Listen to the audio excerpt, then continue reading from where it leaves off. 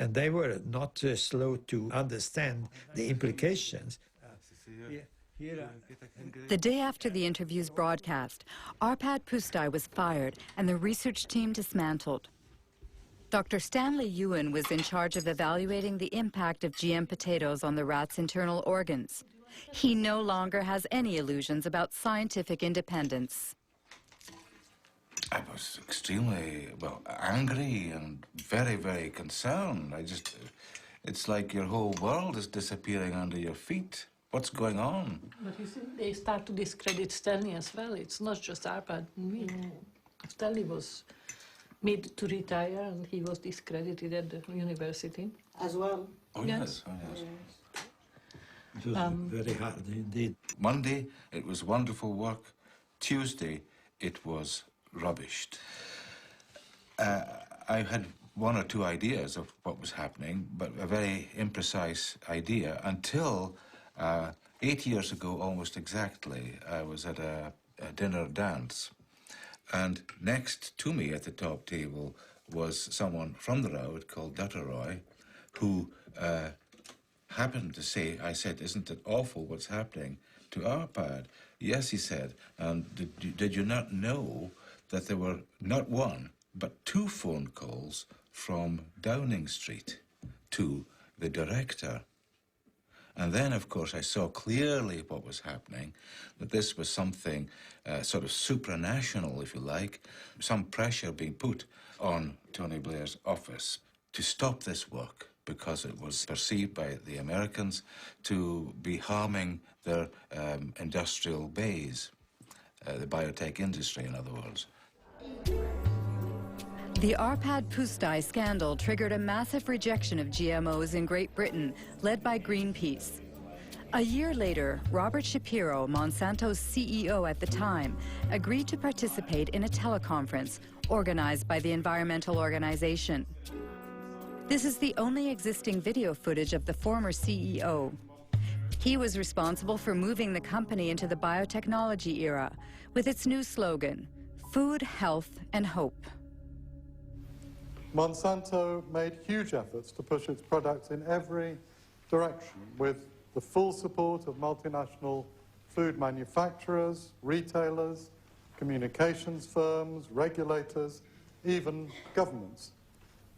You behave not as a company offering life and hope, but as bullies, trying to force your products on us. If I'm a bully, I don't feel that I'm a very successful bully. I want to start by emphasizing that biotechnology is a tool. Biotechnology in itself is neither good nor bad. It can be used well or it can be used badly. The products that are on the market have been reviewed through the regulatory processes that society has established in order to assure not only safety, but the environmental safety of the products themselves.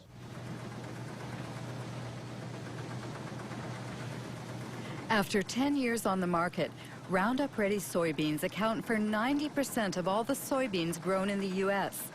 In fact, 70% of the food in American stores contains bioengineered elements.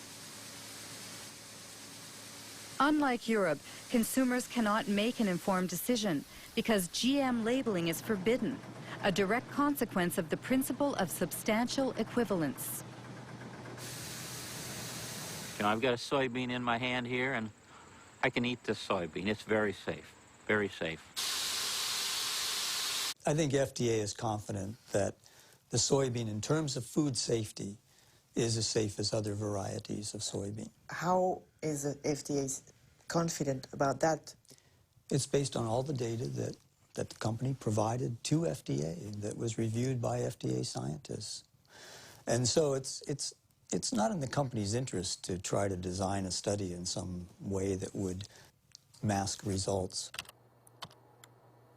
How can James Mariansky be so sure? If I type in Monsanto falsified scientific studies, I get 174,000 hits. Among them, a report from the EPA of the United States. Monsanto accused of falsifying studies concerning the carcinogenicity of dioxin.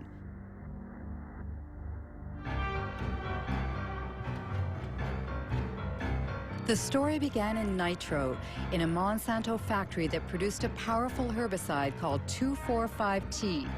In 1949, an explosion in the factory provoked unexpected side effects. 228 workers developed an extremely disfiguring illness called chloracne. It's caused by dioxin, which is a highly toxic byproduct of 2,4,5-T.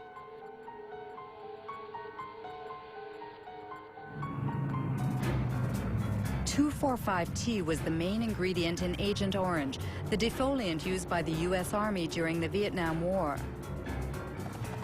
During the war, 40 million liters of Agent Orange, containing 400 kilograms of pure dioxin, were sprayed on trees in southern Vietnam. 3 million people were contaminated, including thousands of American soldiers. Even some 40 years after the end of the war, dioxin continues to claim more victims. We know today that this poison provokes cancer and serious genetic malfunctions.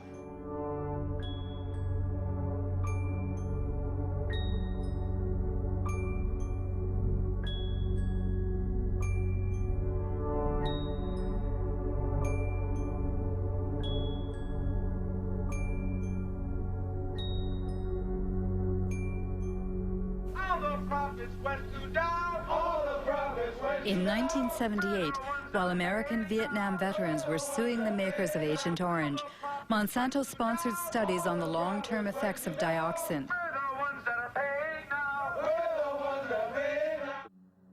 The company paid scientists to compare the health of workers who had been exposed during the Nitro plant's accident 30 years prior to the health of non-exposed workers.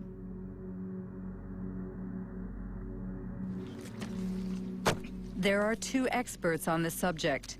William Sanjour, who led the Toxic Waste Division of the Environmental Protection Agency, and Gerson Smoger, a lawyer who represents Vietnam veterans. In 1990, Dr. Kate Jenkins, a colleague of mine at EPA, wrote a memorandum pointing out that allegations had been made that those studies, some of those studies that Monsanto had conducted were flawed. And if they were done correctly, would have reached just the opposite result of that Monsanto had. The Monsanto studies showed that dioxin was not a human carcinogen. That means they had the data first, and then they manipulated how they were going to look at that data to come up with the conclusion they want. It's absolutely, you never do a study that way, never. And they did it absolutely wrong, and they achieved what they wanted. And it came out later that there were people that had cancer that in one of these two studies were listed as being exposed to dioxin. And the same 5 people in another study were listed as not being exposed. When you put all these cancers into the unexposed, then it looked like the unexposed people were getting as much cancer as the exposed. And they said, "Look, there's no difference. See, they're the same." So then thousands of veterans were disallowed benefits because of exposure to Agent Orange. So all policy was affected by those studies for 7 to 9 years in this country. Being a good scientist and a good EPA employee, and someone, by the way, who was quite fearless, Kate Jenkins wrote a memorandum to the EPA Science Advisory Board asking them to review these 2 studies to see if they were correctly done. The fact isn't, there was no investigation of Monsanto. It didn't exist. Nobody investigated those studies. Nobody, period. What they investigated was Kate Jenkins, the whistleblower. They made her life a hell. They harassed her. They changed her jobs. They persecuted the poor woman. If you think of Monsanto today, they are telling that their GMOs, for instance, are sound and safe. Do you trust I wouldn't the believe company? a word that company says, nothing. I might trust some independent source who investigated their claims, depending on who that independent source was and how good they are and how independent they are. Precisely. In order to prove the safety of Roundup Ready soybeans, Monsanto carried out a study which was published in 1996 in a well-respected scientific journal. The study was supposed to assess the effects of GM soybeans on animal health, specifically on rats. This study was thoroughly reviewed by both a Danish scientist, now deceased, and the Norwegian specialist Ian Prime. I'm afraid to say, value this study very poorly indeed. It's very disappointing, very disappointing. Especially because this paper sort of served as a basis for the whole principle of substantial equivalence. I can just cite, which is again a bit surprising, although the animal feeding studies provide some reassurance that no major changes occurred. Now, some reassurance, now that's good enough. I want 100% reassurance, not just some reassurance.